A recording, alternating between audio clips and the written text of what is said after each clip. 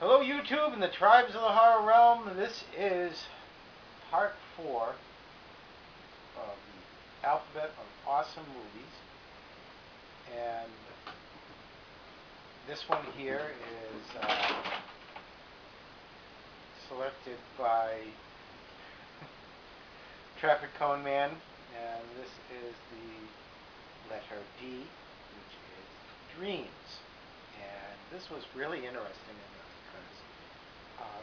much like real dreams, it can be a very interpretive word. And what I mean is you can have dreams that, as you say in a movie, it has a dream sequence where someone goes into a dream, like Wayne's World. Yeah. Or you can have a film where someone's reality is a dream, that they're in a perpetual daydream, or you're kind of sucked into someone's false reality. They're all just different aspects of a dream state. I think I mentioned to Winter King that one of the rules is always think about who is your source in telling your story, because it's pretty much their perspective of things, so it may not always be true. Just very well be big dream, big fantasy. Anyhow, I got a few selections. You could not come up with too many except for one. Anyone want to guess? You in the back. Of course, I know it is. It's Nightmare on Elm Street. Which one? Nightmare on Elm Street Part 3, The Dream Warriors. Man, shocked and chagrined. Oh my He's god. going with Nightmare on Elm Street. I can't couldn't believe believe it. it either. Who would have thunk? It's one of my favorite movies out of the series, and I know I've talked about it before at length, but the dreams are just so far out there, and of course, every one of them involves Freddy. And Freddy is one scary nightmare. So, I have to tip my hat off to Robert Englund for portraying a great character and everybody who participated in the Nightmare on Elm Street series. It was just a great, great, it was just a great series to watch, and Dream Warriors is my favorite, and as I said, it had some outlandish dreams in that one, and some kids trying to fight it off. So that's my D movie. You Oh, didn't like it, did you? I didn't say that. It's kind of like saying, like you're that guy, the one that goes to the concert wearing the shirt of the band that they're going to see. Someone was going to pick this movie. Actually, up to this point, no one has, so you actually might be the first one to have picked it. I like that movie. I know that. The other ones you just can't remember, or you've never seen, mainly because you're off sleeping and having your own dreams, huh? You fall asleep when watching TV with me now. That's because some other shows you pick better. What's this last night?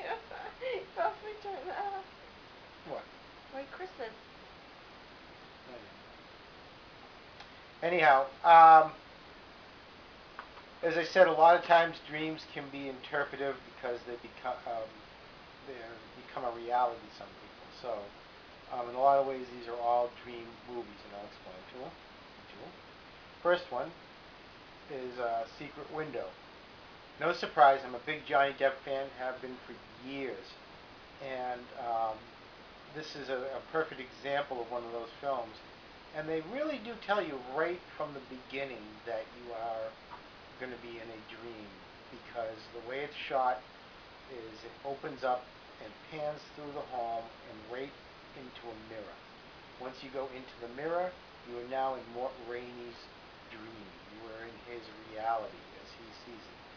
then the whole movie unfolds, and then at the very end, when things start to fall apart for him, the camera pans out and pans out of the movie, and suddenly the set looks different because now you're in the real world.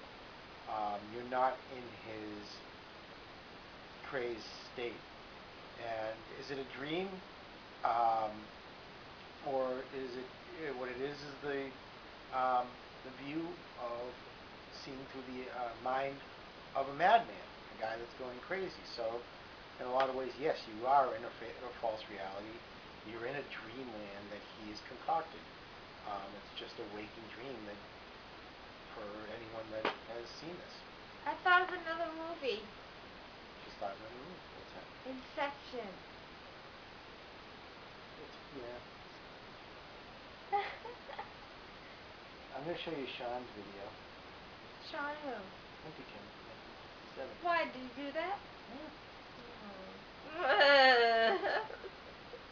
I wasn't proud of myself. Okay. If you have a problem, tell Sean. I don't have a problem. Okay. Good going, Sean. Mulholland Drive. David Lynch film. This thing's fantastic because it really does. It is just like an endless loop of dreams. Again, very similar to Secret Window in that this person's reality has become so twisted. You were in this perpetual. What's so odd about the film is you're watching this and you can't understand why things just don't seem right. They seem a little off, and it's just like a dream. There's always those things that there's something off about. So that it's actually played out through this, and you find out a lot more about. I don't want to give up too much because I really think you should check this thriller out. But it is a lot of different dreams and twists in it. I thought of another one. I'll probably tell you who picked it too. Go ahead. Matrix. A little bit. Hey Alex, guess what she picked? He picked Matrix too. I just think of all these films. Yeah, you know why? Because he didn't go, and he loves, and you know him. He loves Nightmare on Elm Street. He didn't even pick it. He went with Matrix. I know, but now I'm just these are coming to my. That's good. It's good. You're doing all right. Okay. The next one, and this is my top one, and it is Brazil. Um, I can't say enough about this movie. I actually wrote a paper about this whole, well, mainly the battle for Brazil between the studio and director, but this movie is amazing. Now this one, you can actually see it in a couple of different versions. There's Terry Gilliam, the director's version, and then there's the edited one by the studio, which is often called Love Conquers All version. But this is an example of a movie where there is some dream states in it. It's a very layered film. There's a lot of messages within it. But the aspect of the dream is that his life is so mundane that he has to live in a dream state where he's a hero.